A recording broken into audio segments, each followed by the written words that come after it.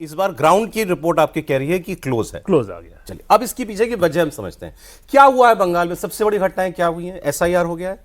SIR में क्या हुआ है? 58 लाख वोट कट गए हैं और 1 करोड़ 30 लाख 60 लाख के करीब वोटर्स का अभी वेरिफिकेशन होना जो बाकी है, 2003 में भी नहीं है, चाहे कुछ है, कुछ का जिनका महीना में कोई किसी ना किसी वजह अनमैप्ड है जी, या जी। कागज ठीक नहीं है, कोई विसंगति पाई गई, ऐसे 1 करोड़ 60 लाख वोटर है।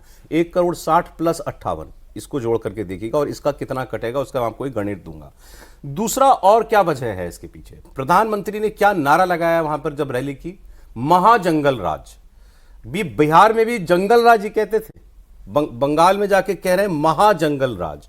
तो वजह समझते हैं कि क्यों आपको भी लगा, क्योंकि आपने भी पहले भी मुझे याद है पिछली बार कहा था कि अभी नहीं मामला बन रहा बीजेपी का। मैं कह रहा था बहुत मुश्किल लगा। बहुत मुश्किल है। तो क्या बदल गया सर? मुझे उस प्रोग्राम में, इस प्रोग्राम में 2 हफ्ता बीता होगा। कई चीजें बदल गई। एक तो जो आपने जिक्र किया एसआईआर का, एसआईआर का जो संख्या आएगी वो तो एक इम्पैक्ट है ही, उससे जो माहौल बना है। और जो पिछली बार आपने कहा कि पिछली बार भी लग रहा था कि जो है बीजेपी जो है बहुत क्लोज है, तो पिछली बार 2 के बेस से बीजेपी ऊपर जा रही थी, तो इसलिए हवा दिख रही थी कि बहुत ऊपर जा रही है। अब 77 के बेस से जा रही है बीजेपी ऊपर, तो तुरंत आपको नहीं लगेगा कि बहुत तेजी से कुछ बदल गया है। दूसरा, आप ममता बनर्जी का रुख देखिए, उनका भाषण सुनिए। तीसरी चीज, मुझसे एक आईपीएस ऑफिसर जो बंगाल कैडर के हैं, उन्होंने कहा था कुछ 6-7 महीने पहले कि बीजेपी अगर फिर से ममता पर पर्सनल अटैक करेगी तो चुनाव हार जाएगी। अब उनकी सलाह है, किसी और स्ट्रेटजिस्ट की सलाह जो भी हो, आप देखिए प्राइम मिनिस्टर ने अभी तक एक बार भी ममता बनर्जी पर सीधे अटैक नहीं किया। टीएमसी पश्चिम बंगाल की 2-3 सभाएं तो कर चुके हैं जब। हाँ। तो ये स्ट्रेटजी बदली है। दूसरा, पिछली बार कोई नेता न तो अंदर का न बाहर का कोई नेता नहीं था बीजेपी के पास।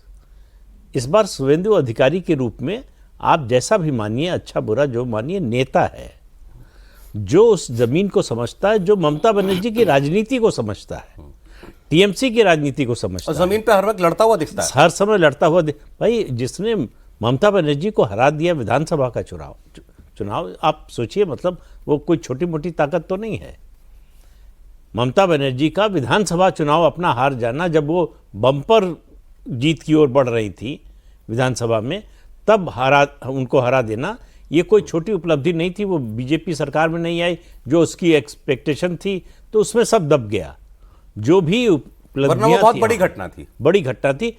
21 में जो रिजल्ट आया वो भी बड़ी घटना थी कि एक पार्टी जिसको उससे पहले वाले चुनाव में सिर्फ 2 सीटें मिली हो, वो 77 पर पहुंच अरे जाए। मैं एक चीज आपसे पहले पूछ लूं, बंगाल का चुनाव भी कितना दूर है? अप्रैल में वोट है? नहीं, मार्च अप्रैल, आज से लगा ली तो 3.5-4 महीना, 4 महीना मान लें अगर, बल्कि पिछला वो नीचे बॉटम वाली लाइन माने तो 3 महीना।